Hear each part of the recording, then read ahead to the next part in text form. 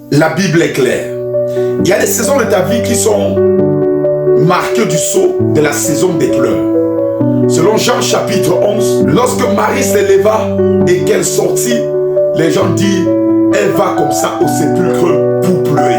Plusieurs personnes ont déjà eu une image de la personne que tu es. La personne qui pleure toujours. La personne qui se plaint toujours. La personne qui a toujours des défis. La personne qui a toujours des adversités.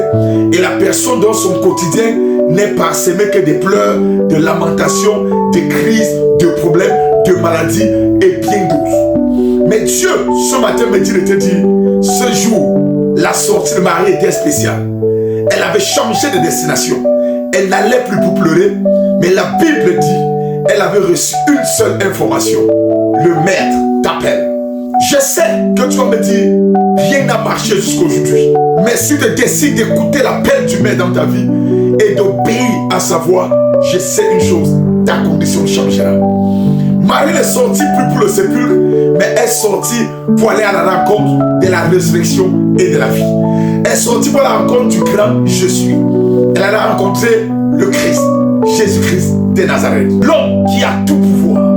L'homme qui a la capacité de redonner la vie à ceux qui étaient morts. L'homme qui a les clés de la mort et du séjour des morts. Marie alla à sa rencontre.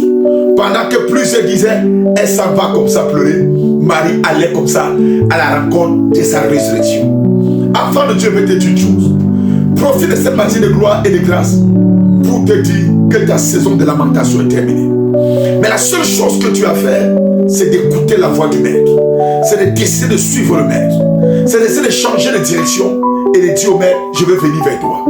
Écoute-moi très bien. Ta vie est seulement parsemée de beaucoup de plaintes, beaucoup de troubles. Et du moins, ta vie va comme si elle descendait juste dans un sépulcre ou dans une tombe du moins. Dis-toi qu'aujourd'hui, ta vie peut basculer pour la meilleure. Dieu a des projets pour toi. Dieu a des plans pour toi. Et Jésus-Christ veut te faire du bien. Décide d'accepter Jésus dans ta vie et je te garantis, ta destinée n'ira plus jamais dans la tombe. Au nom suprême de Jésus. Mais Dieu t'amènera dans les hauteurs de la vie. Il a dit, tu es comme un arbre planté près d'un courant d'eau qui donne son fruit à sa saison. Tu n'es pas un arbre enterré, tu es un arbre planté. Lorsqu'on enterre un arbre, c'est pour qu'il meure. Mais lorsqu'on plante un arbre, c'est pour qu'il produise du fruit. Tu produiras du fruit au nom suprême de Jésus. Et si tu es connecté, tu n'as pas Jésus dans ta vie, je te permets de répéter après moi, Seigneur Jésus, j'ai besoin de toi. Mets certainement la croix pour mes péchés. Et ce matin, je prends la résolution engagement de te recevoir dans mon cœur comme Seigneur et Sauveur personnel. Viens et habite ma vie et fais de moi une nouvelle créature.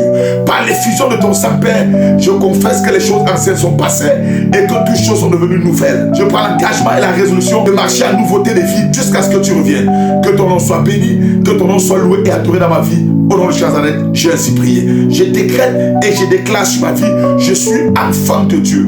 Eu égard de ma vie passée, Père, je décide de marcher à nouveauté de vie avec toi. Que ton nom soit adoré dans ma vie. Au nom de Nazareth, j'ai ainsi prié. Est-ce que tu peux dire Amen? Si tu peux faire cette prière avec sincérité de cœur, je te garantis, tu es devenu enfant de Dieu. Est-ce que tu as fait comme tu as accepté dans ta vie aujourd'hui comme c'est un personnel? La première chose, repens-toi de tous tes péchés et décide de marcher à nouveauté de vie telle que la parole de Dieu te déclare. Dis-toi que le péché passé est mort et ne retourne plus jamais dans ce péché passé. Sépare-toi de ce qui veut te séparer de Dieu. Sépare-toi de ce poison. Car la seule chose qui peut briser ta relation avec Dieu, c'est le péché. Ésaïe 59, sa main n'est pas courte pour te sauver, son oreille n'est pas dure pour t'écouter, mais ton crime et ton péché même barrière entre Dieu et toi. En te séparant du péché, tu as ouvert la porte à Christ dans ta vie. La deuxième chose, tu dois lire ta Bible tous les jours pour savoir ce que le Seigneur attend de toi. La troisième chose, tu dois entendre une vie de prière radicale et acharnée afin d'être en communion permanente avec le Père. La cinquième chose, décide d'être membre d'une église qui croit en Jésus comme Seigneur et Sauveur personnel et qui le sait comme Seigneur. La sixième chose, sépare-toi de tous les amis non croyants, les amis mondains. Ils sont tes collègues, mais ils ne sont pas tes amis. Sépare-toi des amitiés qui vont te pousser en enfer. La Bible déclare que la mauvaise compagnie corrompt les bonnes mœurs. Et embrasse des amis chrétiens, des personnes qui te booster dans ta marche avec le Seigneur afin que tu puisses courir et connaître le Seigneur de mieux en mieux. Vive le ciel sur la terre. La sixième chose, mène une vie irréprochable devant Dieu et devant tous les hommes. La septième chose, recherche la paix avec tout le monde. Sois en paix avec tous. Sépare-toi de la sorcellerie, libère ton cœur de toutes choses et dis Seigneur Jésus, habite vraiment moi. Que le Seigneur te bénisse, je t'aime de tout cœur. Glorieuse semaine à toi. C'était l'ambassadeur Jésus-Christ, l'apôtre Jésus Fou. Depuis le Canada, dans l'Ontario, Windsor Crescence, et l'église est située à 1444 Tecumseh Road. Que le Seigneur te bénisse. Et nos assemblées au Cameroun sont à Douala. On a 3 assemblées à Yaoundé, avec Maman Miracle et tous les autres. Devez venir combler pour tout contact. Vous pouvez nous contacter sur ma page Facebook, Apôtre Jésus Fou, sur ma page YouTube, Apôtre Jésus Fou, ou via mon WhatsApp, plus 226 340 96 68. Et les contacts du Cameroun seront affichés dessus afin d'être en contact avec mes représentants et avec les différents pasteurs de l'Assemblée. Demain, béni de tout cœur.